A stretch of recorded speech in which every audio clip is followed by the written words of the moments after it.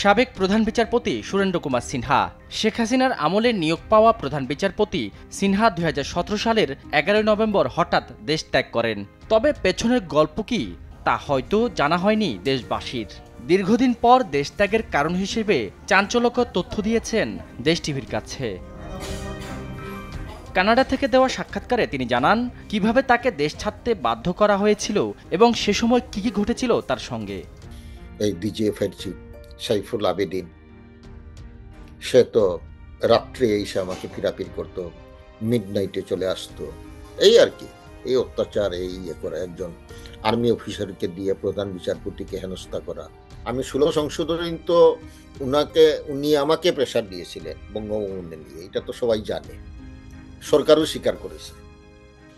তো এটা তো আমি সেটা যদি রাজি হতাম, আমি যদি রায়টা সরকারের পক্ষে দিতাম, আজকে সুপ্রিম কোর্ট চলে যেত, একেবারে কোথায় চলে যেত আমি জানি না।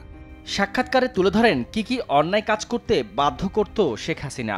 প্রধানমন্ত্রীর অফিসে গিয়েছিলেন, তারেক জিয়ার নাকি কি একটা মামলা কোথায় করতে, এটা আলোচনা করা।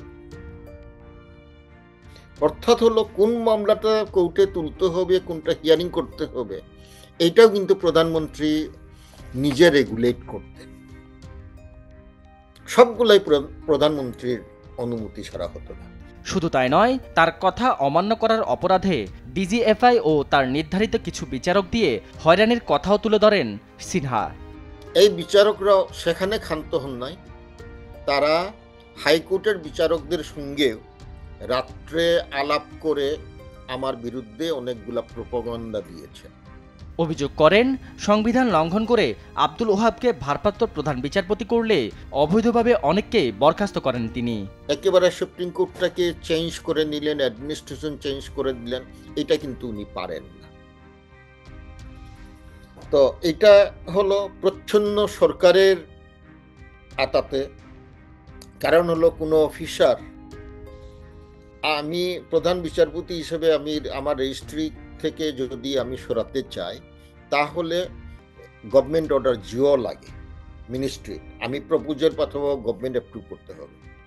অর্থাৎ হলো সরকারের সাথে আতাত করে এই কাজগুলা করতে।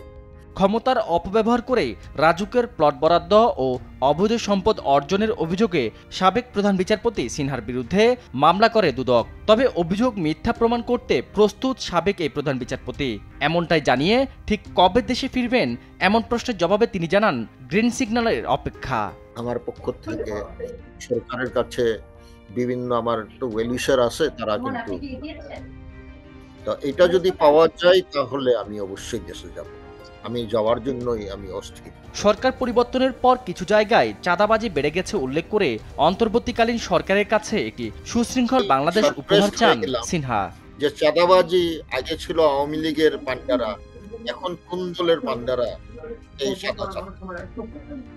আশা করব সরকার এই চাঁদাবাজিটা, যে অপরাধী তাকে প্রোটেকশন না দেবে, এটাই আমি ইন্টারিম গভর্নমেন্টের কাছ থেকে প্রত্যাশা করি।